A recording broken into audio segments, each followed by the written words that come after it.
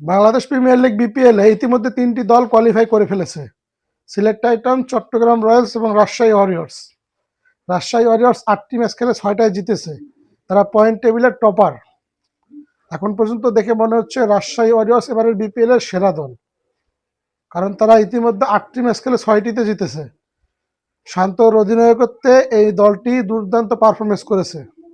দলটিতে তরুণ ক্রিকেটাররা অনেক, বিশেষ করে তার বোলিং ডিপার্টমেন্ট রিপন মন্ডল, মোহাম্মদ সাকলাইন থেকে শুরু করে আরও অনেকরাই রয়েছে, এবং ব্যাটিং ডিপার্টমেন্টটাও রয়েছে দুর্দান্ত। নাজমুল হোসেন শান্ত এবারের বিপিএলে টপ রান স্কোরার। অপরদিকে যে চট্টগ্রাম রয়্যালসকে নিয়ে টুর্নামেন্ট শুরুর আগে সবাই হাসাহাসি করছিল, সেই চট্টগ্রাম রয়্যালস এবারের বিপিএলে পয়েন্ট টেবিলের 2 নম্বরে রয়েছে। অপরদিকে সিলেট টাইটান্স রয়েছে 3 নম্বরে। যে রংপুর রাইডার্সকে নিয়ে আমরা এত আলোচনা করেছি, সেই রংপুর রাইডার্স 4 নম্বরে নেমে গিয়েছে, এবং রংপুর রাইডার্স কোয়ালিফাই করবে কিনা এই কথাটাও গুঞ্জন উঠছে যে রংপুর রাইডার্স কোয়ালিফাই নাও করতে পারে, কারণ এখনো ঢাকা ক্যাপিটালসের হাতে সুযোগ রয়েছে। তাদের হাতে 2টা ম্যাচ রয়েছে ঢাকার হাতে। তারা যদি এই 2টা ম্যাচ ভালো ব্যবধানে জিততে পারে, আর রংপুর রাইডার্সের হাতে যে 2টা ম্যাচ রয়েছে রংপুর যদি হারে, তাহলে ঢাকা ক্যাপিটালসের সুযোগ রয়েছে এবারের বিপিএলে কোয়ালিফাই করা চতুর্থ দল হিসেবে। এখন দেখার আসে এই যে রংপুর রাইডার্স কি বাকি 2টি ম্যাচ একটিতে জিততে পারবে, নাকি 2টি জিতবে, নাকি 2টি হেরে যাবে, নাকি ঢাকা ক্যাপিটালস পরের 2টা ম্যাচ জিতে সুপার 4-এ কোয়ালিফাই করবে। কি হবে শেষ পর্যন্ত?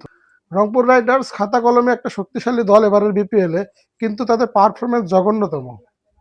দলটার অধিনায়ক নুরুল হাসান সোহান 6 ম্যাচে মাত্র 30টা রান করেছে। এরকম একজন ক্রিকেটার দলটার অধিনায়ক, তিনি 6 ম্যাচ খেলে মাত্র 30 রান করেছে। খুবই হতাশাজনক ব্যাটিং করতেছে ক্যাপ্টেন নুরুল হাসান সোহান। সেই সাথে দলটিতে আরও অনেক ক্রিকেটাররা রয়েছে দেশি বিদেশি মিলিয়ে। ফেভারিট একটা দল, কিন্তু তাদের পারফরমেন্স খুবই খারাপ।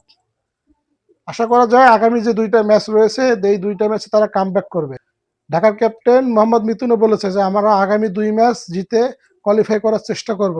বিপিএল এর পয়েন্ট টেবিলটা পুরো জমে উঠেছে, এবং নোয়াখালী এক্সপ্রেস যে দলটি টেবিলের 6 নম্বরে রয়েছে, তারাও 2টি ম্যাচ জিতে পরপর 2টি ম্যাচ জিতে পয়েন্ট টেবিলে 6 নম্বরে থাকলেও তাদেরও পয়েন্ট 4, ঢাকারও পয়েন্ট 4।